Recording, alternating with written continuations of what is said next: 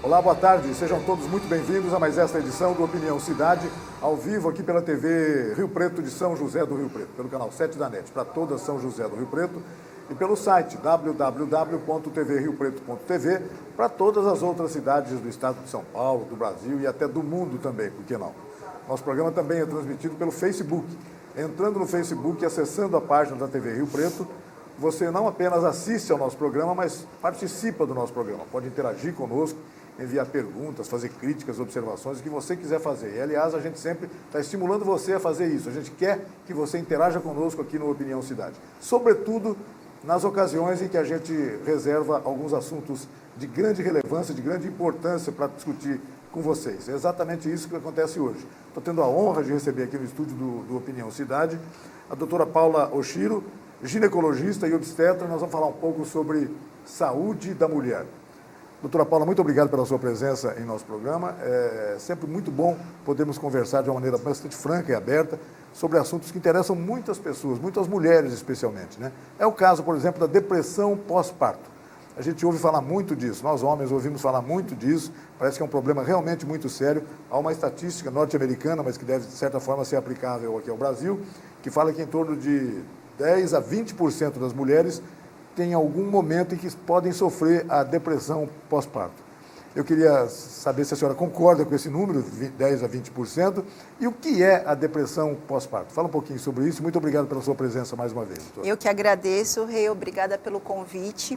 Bom, a depressão pós-parto é uma doença um pouco difícil de ser diagnosticada, né?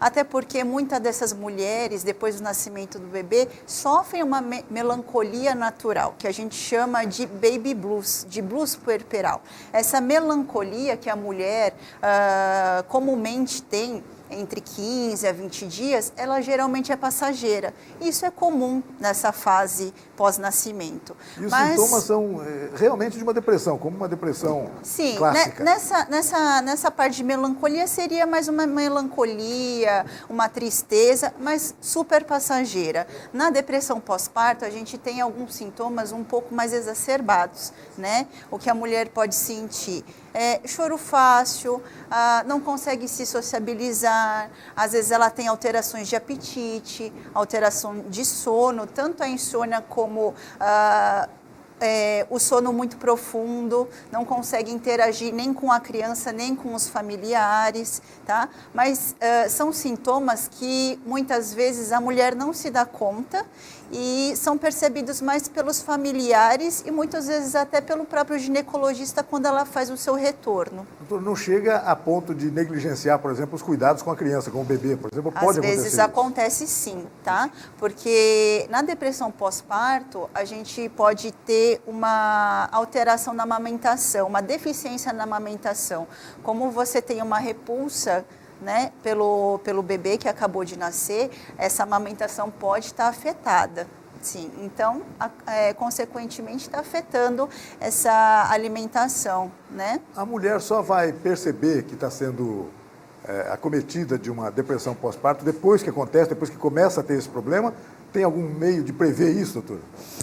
A prevenção, na verdade, ela é um pouquinho difícil da gente prever o acontecimento da depressão pós-parto. Tem um sinal durante o pré-natal, Existem algumas coisas que a gente faz, existem alguns fatores de risco para essa depressão pós-parto acontecer, né? Principalmente aquelas mulheres que tiveram uma gestação estressante, tiveram algum problema no decorrer da gestação, ou foi uma gravidez difícil de ser concluída, às vezes aquela mulher já teve algumas perdas, abortos recorrentes e está muito preocupada com o desenvolver dessa gestação atual, ou brigas familiares, e mesmo aquelas mulheres que já tiveram algum episódio de depressão anteriormente à gestação, são mulheres que têm um fator de risco aumentado para desenvolver essa depressão pós-parto. A gente estava brincando aqui antes, comentando que elas são, em alguns casos, elas são candidatas em potencial à Sim, depressão pós-parto. sim, Né? candidatas em potencial e que devem ser seguidas,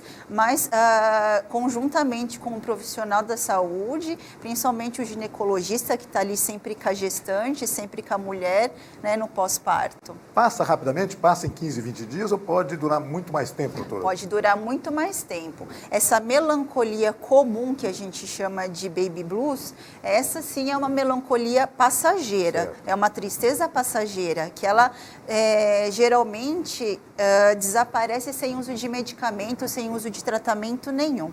Porém, a depressão pós-parto pode ser mais prolongada, podendo durar meses até anos e se prolongar até a vida toda da mulher. Então, é necessário um diagnóstico, né, o mais precoce possível para a gente poder interferir nessa doença. Essa questão do diagnóstico, a senhora nos disse agora há pouco que não é tão fácil assim de determinar, fazer esse diagnóstico, Não é. né? Por que não é fácil assim, doutora? E a primeira palavra deve ser do ginecologista, né? Depois Sim. ela vai acabar tendo contato, por exemplo, também com o pediatra da criança. Com o pediatra, com o psiquiatra, né?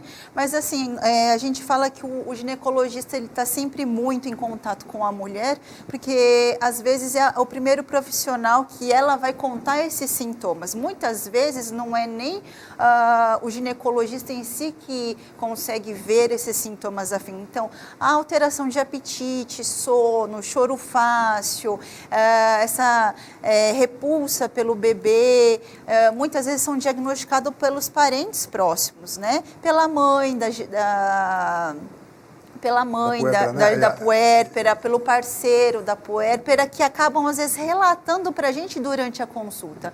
Nem sempre a mãe mesmo, a mulher, fala para a gente disso, mas, às vezes, são comentários de familiares. Ah, é? Então, muitas vezes, a gente não consegue chegar nesse diagnóstico, porque que nem nós falamos, a melancolia, essa tristeza passageira, toda mulher vai sentir em algum momento, porque é uma fase que ela está se adaptando. Claro. Essas primeiras 2 semanas, ela se adapta tanto organicamente, fisicamente, como emocionalmente. Daí né? a importância de uma consulta com o ginecologista, por exemplo, muito bem feita, né? Muito bem feita. Para investigar isso, tem que ter até o contato com membros da família, da mãe, etc. Sim, às vezes não vir sozinha, vir acompanhada do parceiro, vir acompanhada de um familiar, que ajuda a gente a diagnosticar essa depressão pós-parto. Doutora, pode levar a outras patologias? A depressão pós-parto pode levar a outras patologias ou não está nada comprovado em relação a isso? Não, a depressão pós-parto não está relacionada a patologias, por exemplo, câncer de mama, endometriose, mas a depressão pós-parto pode estar associada a outros tipos de patologia, por exemplo, alterações alimentares, bulimia, anorexia, essas doenças. Tem que ficar muito atento a tudo isso, né? São sinais importantes. Puxa vida. São informações realmente muito importantes. Tenho a impressão que muita gente está nos vendo em casa agora falando, nossa, eu já senti isso, etc. Muitas mulheres relatam algum tipo de sintoma, mas acabam não investigando, né? E muitas vezes elas não procuram um profissional.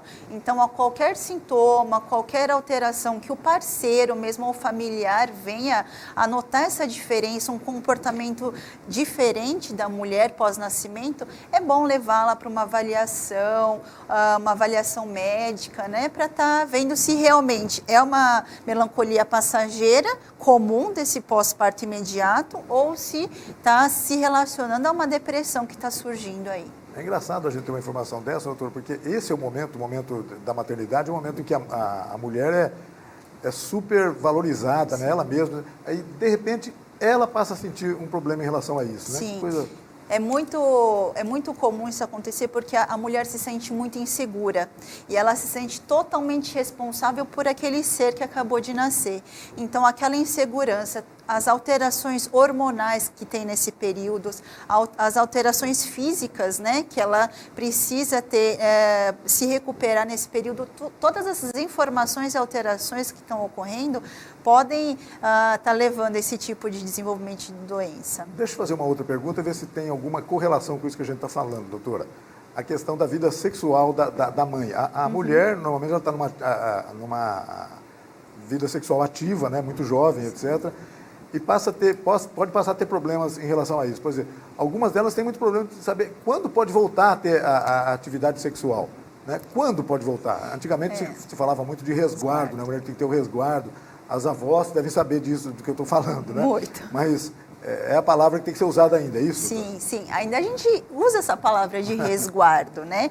Porque o resguardo, o que nada mais é? Aquela mulher esperar até aquele resguardo, aquela espera daquele período de 30 a 40 dias, quando o seu corpo, a parte do útero, né, está se restabelecendo, né? Existe aquele sangramento natural que vai desaparecendo e é bem nessa fase de 30 a 40 dias também, tá? A vida sexual após o parto, a gente não tem uma data para falar, ó, você pode começar obrigatoriamente após esse resguardo, 30 a 40 dias. Não dá, porque isso depende muito da vontade da mulher. Claro. Embora a gente saiba que a mulher, nesse período aí das primeiras 2 a 3 semanas, o desejo dela para ter uma relação, né, é muito diminuída por conta das alterações hormonais, por conta da amamentação que está relacionada com o aumento da prolactina, que é um hormônio que inibe essa vontade de estar preparando essa mulher para ficar um pouquinho mais quieta, deixar seu corpo se restabelecer para começar uma atividade, mas não é proibido. Isso vai depender muito do tipo de parto que ela teve, como foi esse parto, né? E da vontade da mulher e do casal de ter, né? Normalmente, depois de 30, 40 dias, é normal que já comece a ter uma atividade sexual mais ativa, sim. Bacana. A senhora falou agora sobre tipo de parto que ela teve. No Brasil se discute muito, voltou a discutir muito. A questão do parto normal e da cesariana. O que a senhora pensa a respeito disso? No Brasil existe mesmo uma exacerbação da cesárea, por exemplo? No Brasil ainda a gente tem uma alta taxa de cesáreas, né, acontecendo. Mas assim, isso é uma opinião própria, né? Eu acho assim que a mulher ela precisa se adequar ao seu tipo de parto. Tem mulheres que desejam muito ter um parto normal, se preparam psicologicamente e fisicamente para isso, que é ótimo. Eu acho que deve existir essa vontade anterior e essa preparação. Nem sempre uma mulher está psicologicamente pronta para ter um parto normal, né? E muitas delas também não querem ter uma cesariana, sofrer uma cirurgia. Então, eu acho assim, cada mulher tem que escolher e ter o direito de escolher essa via de parto. É uma atribuição dela, tem que ser assim, né? Eu acho. Bacana.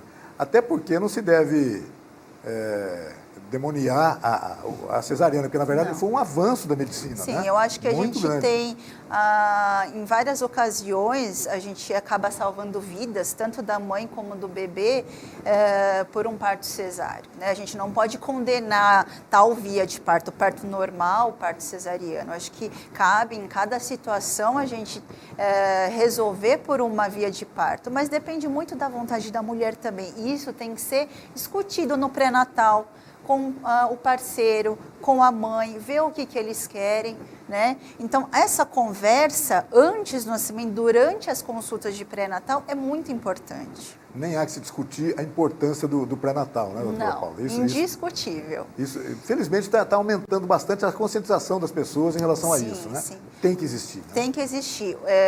A gente sabe que essa consulta de pré-natal, ela é muito importante para a gente diagnosticar diversas doenças durante a gestação e prevenir algumas doenças pós-gestação. É uma prevenção Caso de também. Hipertensão na gestação, diabetes, coisas que podem acontecer durante a gestação, mas podem se prolongar depois na vida da mulher, né? Isso é muito bacana. Bom, entre as patologias muito comuns, a senhora agora há pouco já citou uma delas, né? A endometriose. O que é a endometriose? O que é que causa a endometriose? Como cuidar da endometriose? Tem como cuidar da endometriose? Fala um pouquinho sobre isso, doutora Paula. A endometriose hoje é uma doença que se fala bastante. Acho que antigamente a gente tinha uma certa restrição a se falar, mas hoje a gente tem muita coisa, né? A endometriose nada mais é que é uma doença que acomete a cavidade, principalmente a cavidade pélvica da mulher. Existem uma camada mais interna do útero, que chama camada do endométrio, que quando não existe a fecundação do óvulo, né, essa camada do endométrio descama e ocorre a menstruação. Quando ocorre a endometriose, essas células dessa camada do endométrio, ao invés de saírem pelo canal vaginal, acabam indo para a cavidade pélvica, se implantando, às vezes, na bexiga, intestino, ovários, para regiões próximas à cavidade do útero, acabando ocasionando inflamações nesses tecidos. Aí que né? entram as famosas cólicas menstruais. Cólicas exacerbantes, às vezes umas cólicas incapacitantes, não são cólicas normais de um período menstrual, dor durante o coito, durante a relação sexual. Muitas vezes a gente pode ter assim, sintomas bem mais graves, como prisão de ventre, enjoos, vômitos, alteração para urinar e podem acarretar até infertilidade na mulher. Os corrimentos vaginais, que são muito comuns para muitas mulheres, etc., tem alguma coisa a ver com isso ou não necessariamente, doutora? O que a gente pode saber que, às vezes, não em relação à endometriose, os corrimentos vaginais, mas os corrimentos vaginais, às vezes, podem acarretar algumas doenças infecciosas na pelve, ocasionando, às vezes, até quadros de infertilidade. Então, os corrimentos vaginais, às vezes, não são comuns, tão comuns assim, não devem ser tratados como uma receita de farmácia, por exemplo. É bom sempre ter uma avaliação de um profissional para estar diagnosticando e avaliando bem esse corrimento vaginal, porque às vezes não pode estar relacionado à endometriose, mas pode levar a alterações na pelve que podem até levar à infertilidade. Relacionado com outros problemas que podem ser sérios. Outros problemas, também. isso. Isso é bem bacana. Isso é muito importante que a mulher esteja muito antenada em relação a tudo isso, né? Isso é fundamental. E, de um modo geral, a mulher está muito mais preocupada hoje com a saúde dela. A gente já teve progressos muito notáveis, né, nesse campo, né, doutora Paula? Sim, a gente tem um avanço muito rápido dos tratamentos, né, hoje em dia. E o diagnóstico hoje, para a gente, está um pouquinho mais fácil. O acesso a esse diagnóstico, com exames diversos, está sendo um pouco bem mais eficaz, né? Mas o que a mulher não pode deixar é de sempre fazer os seus exames preventivos, sempre estar buscando essa ajuda profissional, não fazer uma avaliação sozinha, nem se automedicar, nem com o vizinho, e nem com o Dr. Google, né? Que a gente sempre brinca a respeito disso. O Dr. Google é muito útil, mas Sim. o médico presencial ainda, ali é muito mais importante, não há dúvida. Ainda é muito necessário, né? Sem dúvida. Bacana, doutora Paula. Eu tenho a impressão que assuntos como esse que a gente começou a conversar aqui, a gente levaria esse programa para várias horas de duração, mas infelizmente daqui a pouco nós estamos chegando ao final do nosso programa. Mas eu queria deixá-la à vontade para comentar algum outro aspecto relacionado com isso. Por exemplo, as consultas ao ginecologista, seja ou não na fase de, claro, depois do parto, etc., há sempre uma necessidade que a mulher, durante que período, frequentando o consultório do ginecologista, para, enfim, tem que acompanhar todo esse processo, o problema do câncer de mama, o problema do câncer de colo de útero, tem muitos problemas que a mulher precisa acompanhar. Né? Sim. A consulta ao ginecologista, ela deve ocorrer desde a adolescência, não mesmo até, muitas vezes, até mesmo antes da menina menstruar, para ela ter esse hábito, né, de sempre estar procurando e se habituar àquela pessoa que vai fazer a sua rotina anual. O que a gente recomenda é uma consulta preventiva pelo menos uma vez ao ano. Né? Pelo menos uma vez ao ano, seja em qual idade for. E que ocorra assim, precocemente, tá? Não só quando a mulher vai ter a primeira relação, mas mesmo antes dessa menina começar a ter uma relação, uma vida sexual ativa, ela ser orientada, ela se sentir mais confortável conversando com esse profissional. Agora, né? Começou a se discutir bastante isso com a questão da vacina do HPV, né, doutor? Isso é bastante importante.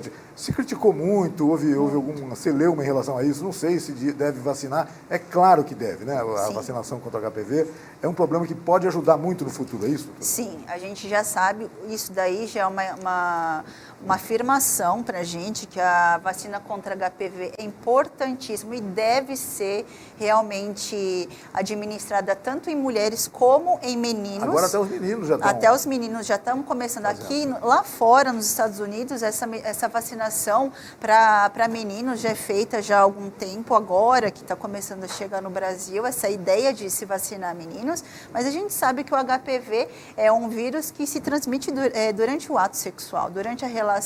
E a prevenção com a administração dessa vacina naquelas meninas que ainda não tiveram a primeira relação é muito importante para a prevenção de câncer de colo de útero e para a prevenção daquelas verrugas genitais, que muitas vezes o homem não tem sintoma nenhum e às vezes a mulher também não tem sintoma nenhum e acabam se infectando.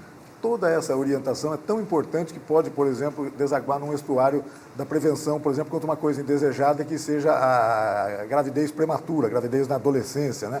Que é um cuidado que as meninas e as mães têm que ter mesmo, né? Tem que cuidar bastante em relação a isso, né, doutor? O índice de gravidez em adolescentes aumentou muito, né? Embora a gente tenha toda essa gama de informação e métodos contraceptivos aí à mão, né? Preservativos de pílula, que é usado muito facilmente, infelizmente a gestação na adolescência, a gestação indesejada, o índice é muito grande ainda. Então a prevenção, essa consulta às vezes antecipada, da mãe levar a menina para uma consulta, para ela conversar com esse profissional da saúde, é muito importante para a gente prevenir essas gestações, né?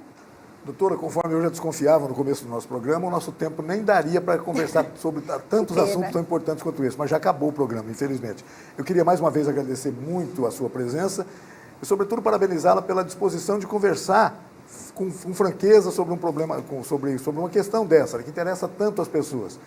E acho muito importante discutir esse assunto. As mães discutir com as filhas em casa, com os pais. Isso é fundamental, né, doutora? Essa interação de informação em casa faz parte da boa saúde, né, das pessoas. Sim, a conversa é sempre importante. E buscar um profissional especializado é sempre importante também. Tá certo. Eu queria agradecer muito mais uma vez a sua presença e, de antemão, deixá-la convidada para uma próxima oportunidade de voltar aqui para a gente continuar conversando sobre assuntos de tão relevância quanto esse que a gente conversou. Tá certo? Combinado, doutora? Combinadíssimo. Eu que agradeço, Rei. E obrigada pela oportunidade. Nós é que agradecemos. Obrigado a você que nos acompanhou em casa em mais essa edição do Opinião Cidade. Desde já, você está convidado a estar conosco novamente amanhã, a partir do meio-dia, aqui na TV Rio Preto. Até lá, um forte abraço a todos. Tchau, pessoal.